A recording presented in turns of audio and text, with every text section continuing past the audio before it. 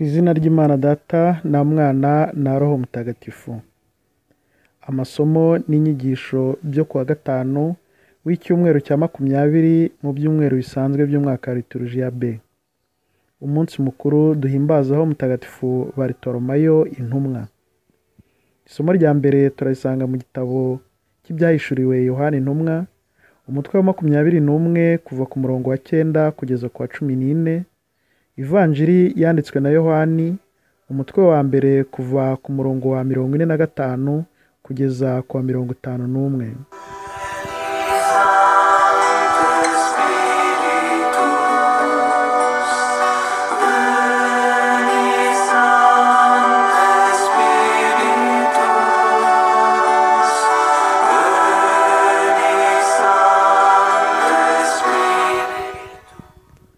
Isomo ryo mu gitabo cy'ibyahishuriwe Yohana intumwa.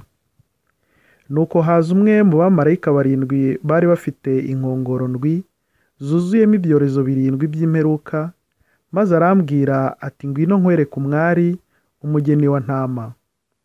Ubwo njyanwa buroho ku musozi munini kandi muremure, maze anyereka umurwa mutagatifu Yeruzalemu yururukaga iva mu ijuru ku Mana.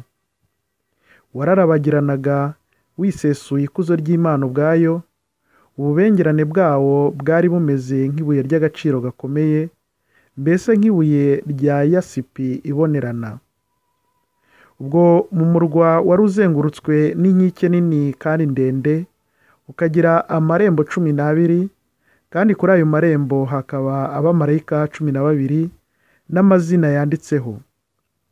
Ayo mazina na y'imiryango 12 y'Abayisiraheli.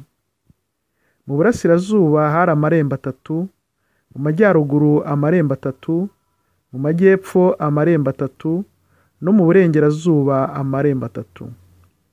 Inkike zikikije uwo murwa zari zubatse ku mfatiro 12, zanditseho amazina y'intumwa 12 za ntama. Iryo ni ijambo ry'Imana.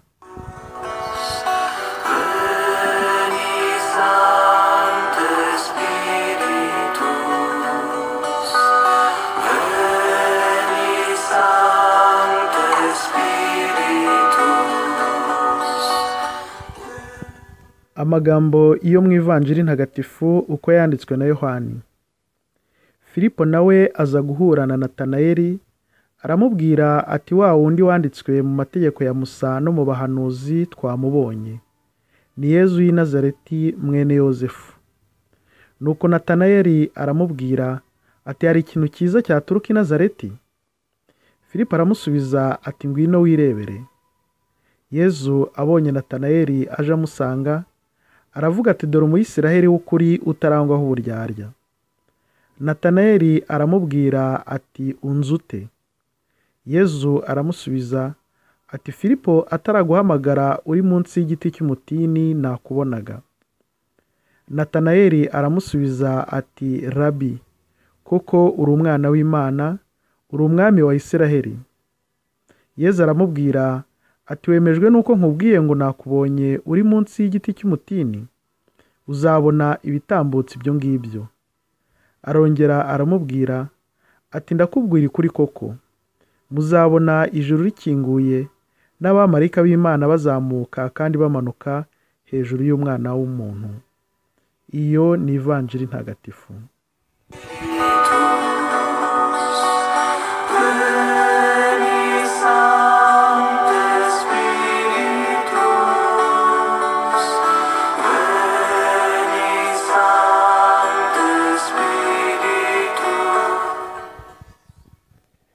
Tariki ya 24 Kanama duhimbaza Umutagatifu Bartolomayo intumwa cyangwa se Nathanael.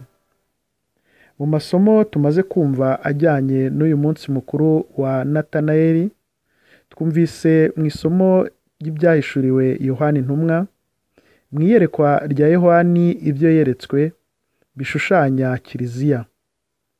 Umugeni wa ntama Yohani yeretswe ni Kiliziya, umurwa ubengerana, umurwa uzengurutswe n'inkike ndende, ukagira amarembo. Ayo marembo nk'uko yohani yabitubwiraga, akaba areba mu bice byose by'isi atatu: burasirazuba, mu burengerazuba, mu majyepfo no mu majyaruguru, hose bigaragaza ko kiliziya ifunguriwe abantu bose bo mu bice bitandukanye by'isi.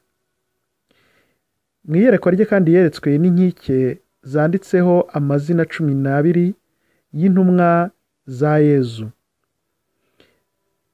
Ni ukutwereka ko iyo kiliziya ya Yezu Kristu ishingiye ku ntumwa. Muri izo ntumwa rero turahimbazamo Mutagatifu Bartolomayo, umwe mu ntumwa 12 zubakiyeho iyo kiliziya. Ivanjiri iratubwira itorwa rye.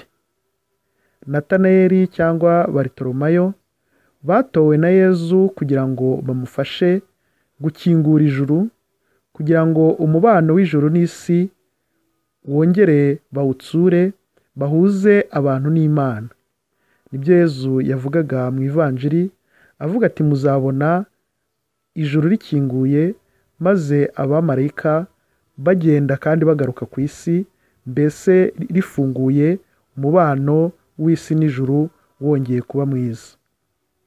Guhimbaza umunsi mukuru w'intumwa ni umunsi wo gushimira Imana yabaduhayeho kugira ngo batubere urugero, batubere abahuza bacu n'Imana mu ijambo ryayo batugejejeho, ndetse n'amasakramentu adutagatifuza. Guhimbaza umunsi mukuru w'intumwa ni no gushimira izo ntumwa ubwazo, nazo zabaye intwari mu guhamya Kristu mu ngorane, dore ko bose bapfuye bazize urukundo rw'Imana.